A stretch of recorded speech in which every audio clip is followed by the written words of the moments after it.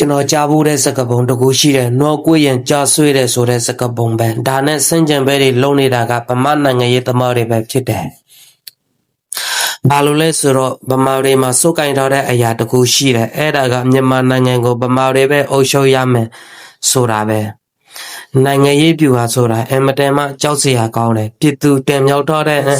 အဲ့ဒီအစိုးရကိုစစ်တပ်ကအာဏာသိမ်းပြစစ်တပ်ကိုUG ကတိုက်ပြဒီကြတဲ့ရခိုင်တွေကစေယုံတာကိုဗမာကောင်းဆောင်တွေကကြီးမရကလော်တွေကိုမြောက်တို့ပန်းကိုလို့စစ်တပ်ကလက်နက်တွေထောက်ပန်း UG ကငွေကြေးတွေထောက်ပန်းကလော်တွေနဲ့ပေါင်းသူကပေါင်းစစ်တပ်ကိုတိုက်ပြတဲ့သူကတိုက်ပြတကယ်ကိုဟောလာပြီလို့ထင်နေကြတဲ့ဗမာနိုင်ငံရေးကောင်းဆောင်တွေတကယ်တော့ဒီလိုပြူဟာမျိုးဆိုတာဟိုချီချီတုန်းကယုံခဲ့ကြတဲ့တိုင်းရင်းသားတွေပဲဒါပေမဲ့အခုတခါမှာတော့အဲ့ဒီပြူဟာတွေက21ရာစုမှာကျင်နေခဲ့ပါပြီ